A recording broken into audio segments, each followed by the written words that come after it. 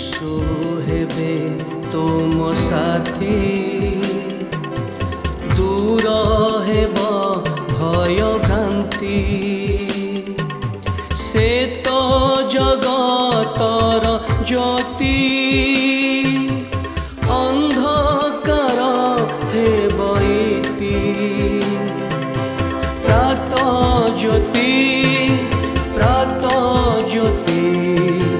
जीवन जला प्रात ज्योति। प्रिय दर्शक बंधु नमस्कार। ख्रीष्ट सम्मिलित मंडली भुवनेश्वर आनुकूल्य रे यूट्यूब चैनल रे नियमित प्रसारित होउची जो विशेष कार्यक्रम प्रात ज्योति। एई प्रात ज्योति कार्यक्रम को आपण को स्वागत करूची। एई कार्यक्रम द्वारा आपण एवं आपणकर परिवार आशीर्वाद प्राप्त अटंती सेतिपा माने प्रभु को धन्यवाद दो आपण को मध्य कृतज्ञता जणाउछु।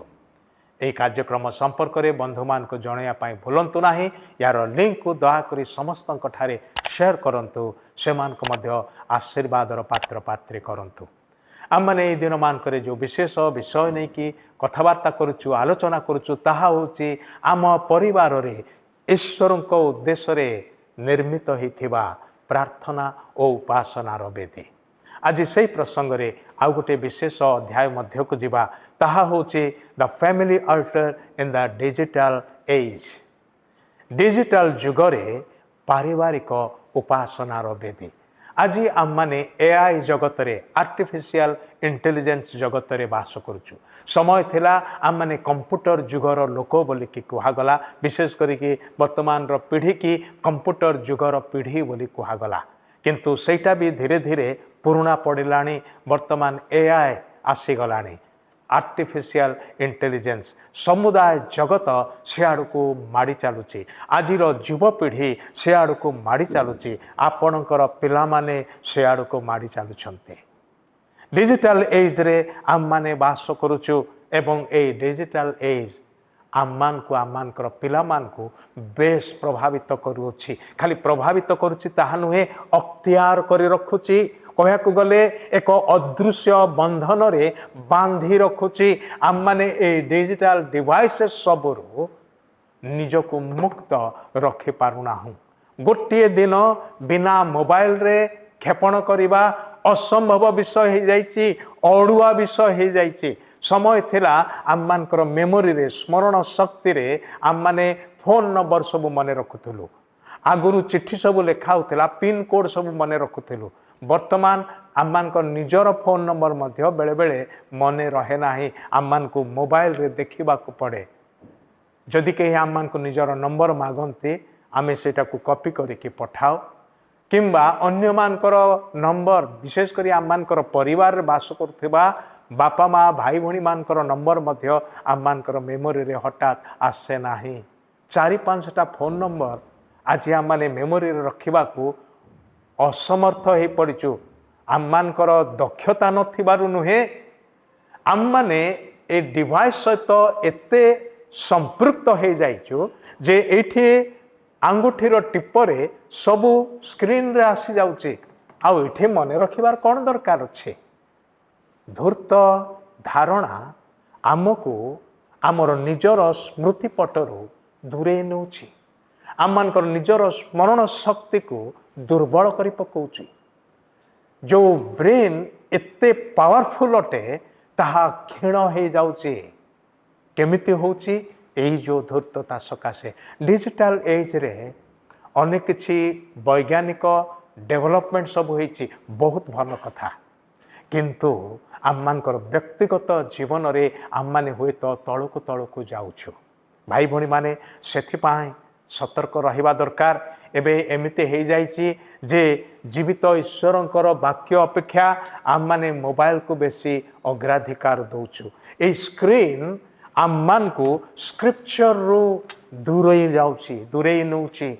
सावधान मने रखंतु ईश्वरंकर अनंतकालीन वाक्य, अनंत जीवन, अनंतकालीन वाक्य द्वारा से आम मान को प्रदान करि अछंती।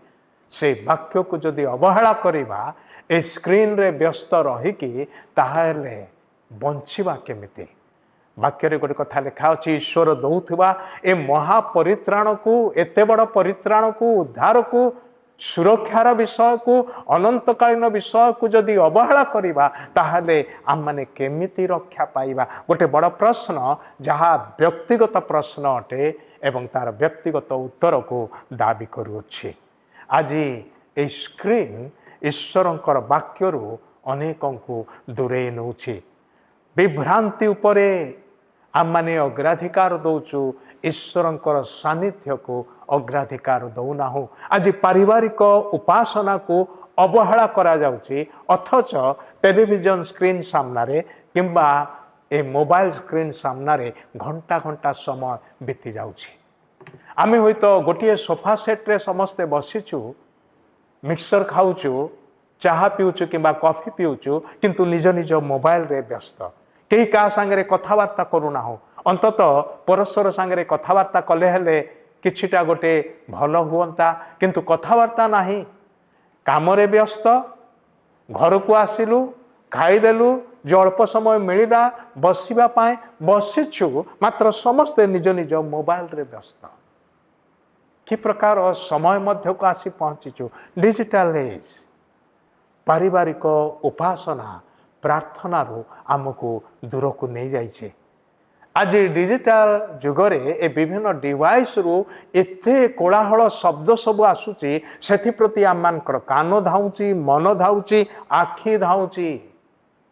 ଆଉ ତଦ୍ୱାରା ଆମମାନେ ଆମମାନଙ୍କର ଜୀବନକୁ ପ୍ରଭାବିତ କରି ଚାଲିଛୁ ଏବଂ ଏହି ଯନ୍ତ୍ରଟି ଆମମାନଙ୍କର ଜୀବନକୁ ନିୟନ୍ତ୍ରଣ କରିବାରେ ଲାଗିଛି। ଆମର ସମୟକୁ ନେଇଯାଉଛି, ଆମର ଜୀବନକୁ ମଧ୍ୟ ନେଇଯାଉଛି। ଆମେ ଭାବୁଛୁ ଆଗକୁ ଅଗ୍ରସର ହେଉଛୁ, ଆମେ ଉପରକୁ ଉପରକୁ ଉଠୁଛୁ। ହଁ, କେତେକ କ୍ଷେତ୍ରରେ ହୁଏତ ହେଇପାରେ, କିନ୍ତୁ ମୂଳ କ୍ଷେତ୍ରରେ ତଳକୁ ତଳକୁ ଯାଉଛୁ।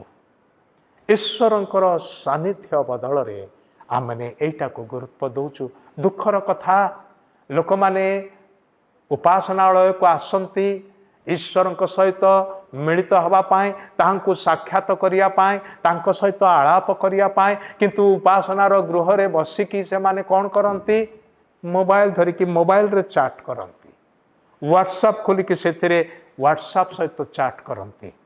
ନିଜ ନିଜର ଦୁନିଆରେ ବ୍ୟସ୍ତ ଅଛନ୍ତି। କେଉଁଠି? ଉପାସନାର ଗୃହରେ, ପ୍ରାର୍ଥନାର ଗୃହରେ ଜୀବିତ ଈଶ୍ୱରଙ୍କ ସହିତ ସମ୍ପର୍କରେ ଆସିବା ପାଇଁ ବୋଲି ଆସିଛନ୍ତି, ବସିଛନ୍ତି, କିନ୍ତୁ ଆଉ କାହା ସାଙ୍ଗରେ ଯୋଗାଯୋଗରେ ଅଛନ୍ତି। କି ପ୍ରକାର ଜମାନା, କି ପ୍ରକାର ଅବସ୍ଥା! କେବେ ଭାବିଛନ୍ତି କି କୋଳାହଳପୂର୍ଣ୍ଣ ଦୁନିଆରେ ଆମମାନେ ଆମମାନଙ୍କର ପିଲାମାନଙ୍କୁ କେଉଁ ବାଟରେ ଯିବା ପାଇଁ ଦେଉଛୁ?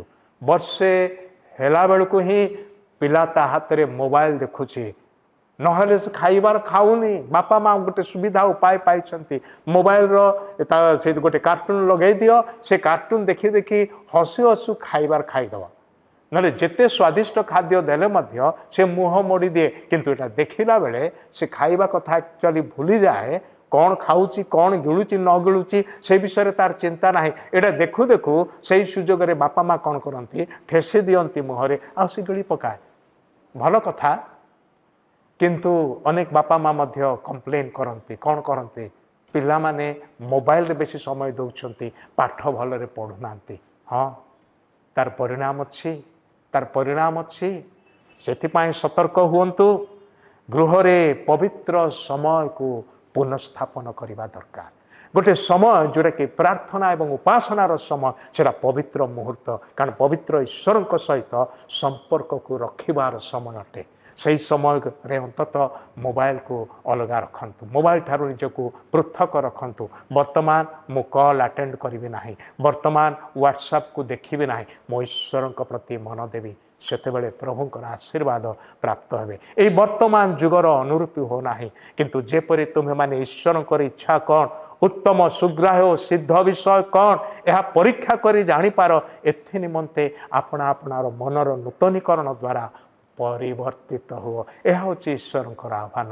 ଆସୁ ଆମମାନଙ୍କର ଆଟିଚ୍ୟୁଡ଼କୁ ବଦଳେଇବା, ଈଶ୍ୱରଙ୍କ ପ୍ରତି ଏବଂ ଅନ୍ୟାନ୍ୟ ବିଷୟ ପ୍ରତି ଈଶ୍ୱରଙ୍କୁ ଅଗ୍ରାଧିକାର ଦେବା, ଆମମାନଙ୍କର ପରିବାରକୁ, ପାରିବାରିକ ଉପାସନାକୁ ଅଗ୍ରାଧିକାର ଦେବା। ପ୍ରଭୁ ଆମମାନଙ୍କୁ ସାହାଯ୍ୟ କରନ୍ତୁ। ଆସନ୍ତୁ ପ୍ରାର୍ଥନା କରିବା। ପ୍ରିୟ ପ୍ରଭୁ, ଏ ଡିଜିଟାଲ ଏଜ୍ରେ ଆମେ ଏବଂ ଆମମାନଙ୍କ ପରିବାର ଯେପରି ବିନଷ୍ଟ ନ ହେଉ, ଯେମିତିକି ବନ୍ୟାର ସ୍ରୋତରେ ଅନେକ କିଛି ବିଷୟ ଲୋକମାନେ ମଧ୍ୟ ଭାସିକି ବିନଷ୍ଟ ହୁଅନ୍ତି, ସେମିତି ପ୍ରଭୁ ଏ ବର୍ତ୍ତମାନ ଯୁଗର ସ୍ରୋତରେ ଭାସିଯାଏ ଯେପରି କେହି ବିନଷ୍ଟ ନ ହୁଅନ୍ତି। ସେଥିପାଇଁ ପରିବାର ଗୁଡ଼ିକୁ ପିଲାମାନଙ୍କୁ ତୁମେ ସୁରକ୍ଷା ଦିଅ।